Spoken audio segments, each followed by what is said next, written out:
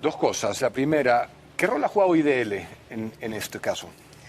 Bueno, en realidad nosotros ya hemos denunciado hace muchos años que IDL le pidió a mi padre, así textualmente se lo dijo al abogado en ese momento, de que sabían de que mi padre no tenía responsabilidad, pero necesitaban que él como director de inteligencia acusara a Fujimori de que hubo en el ejército una política de exterminio y no respeto a los derechos humanos. Que echara al presidente Fujimori. Exactamente.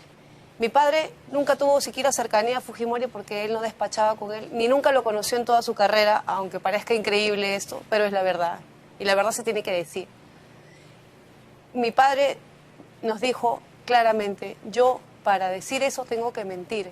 Nosotros no tuvimos ninguna directiva de esas. Mi padre como director de inteligencia fue el primer promotor del respeto a los derechos humanos en la lucha contra subversión, del soldado amigo, de armar a las rondas campesinas, de luchar junto con el pueblo para la pacificación. Y esa ha sido la labor de mi padre como director de inteligencia, eran sus recomendaciones de inteligencia. Él no formaba de una parte operativa, era la parte de inteligencia, de cómo piensa Sendero, qué es lo que ellos querían hacer. Sendero quería desangrar al país y las Fuerzas Armadas hicieron todo lo contrario y por eso se los venció.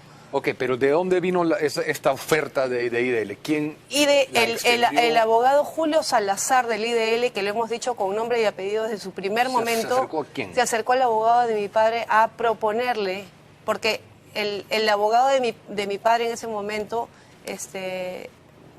Rodríguez, apellida, lo conocía a Julio Salazar de la Universidad San Marcos, eran amigos. Y con esa cercanía se le acercó a proponerle esta barbaridad. Pero, o sea, eso de ser cierto, porque no hay pruebas, ¿no? Tengo entendido que no hay pruebas de esa reunión, ¿no? Lo hemos denunciado a mi madre. Mi madre fue y estuvo en un restaurante, mi madre filmó. Lamentablemente mi madre, curiosamente, después de eso tuvo un asalto y le robaron la cartera con el celular y perdimos esos videos. De ser cierto esto confirmaría el enorme poder legal de influencia que todos pensamos que tiene. Que ha perdido, desde luego, pero que ha tenido todos estos años. Perdón, digo, nos lo propusieron directamente y nos dijeron, y si mi padre no aceptaba, le iban a bloquear todas las acciones que él quisiera hacer para salir en libertad. Esto ha sido el año 2008. O sea, y ya lo han detenido cumplido. en una de las preventivas, sí, le ofrecen esto. Él estaba detenido desde el año 2001, este era el año 2008, juicio Fujimori.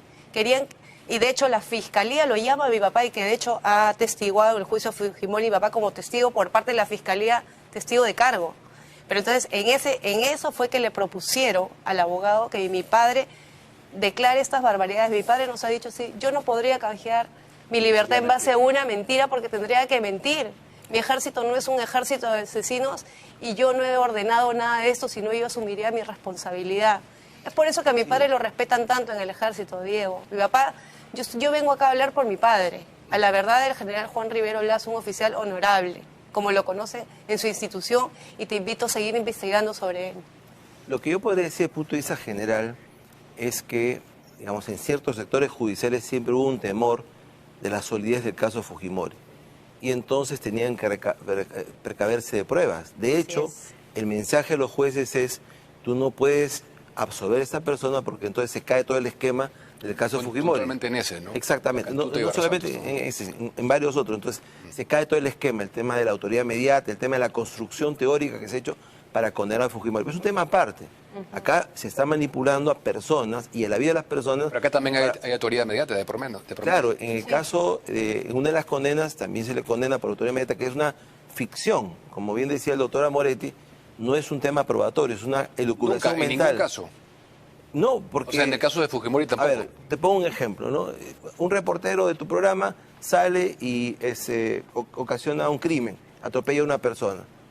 Entonces tú lo mandaste a hacer un reportaje lícito, no lo mandaste a atropellar a nadie. Pero entonces viene el juez y la fiscalía a decir, por autoridad inmediata, Diego Acuña es responsable. Porque como es el conductor del programa, él tenía que saber que eso pasaba. Okay, pero, y no solo eres responsable, sino que te van a condenar por asesinato, como es el caso de mi padre. Pero ese tema es importante porque influyó directamente en el rumbo de un país, ¿no? Sí, claro. En su opinión, porque no puede ser para unos sí y para otros no, ¿no? En la figura de autoridad inmediata, ¿es un sinsentido siempre, entonces? No necesariamente. En algunos casos, como el caso de los jerarcas nazis, ha sido utilizado la teoría que nace con Klaus Roxin en Alemania, pero no se aplica de manera general para todos. Es una excepcionalidad dentro de la regla general, no ¿Desde se puede cuándo aplicar existe en este país? ¿2003? a partir de los juicios contra los militares, claro. Entonces, lo que ocurre acá es que además, digo, caemos en una justicia provisional.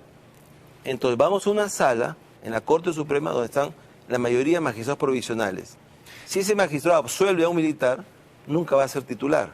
Tiene que condenarlo para ganar méritos en el sistema de justicia que hay ahora.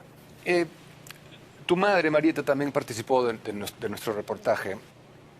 En un momento se habla de Diego García Sayán, el exministro de Justicia, y hace una aseveración también que llama mucho la atención, que dice que él tenía un arreglo con el mismo Abimael Guzmán. Y eso lo quiero desarrollar después de la pausa comercial porque es un tema importante. Regresamos.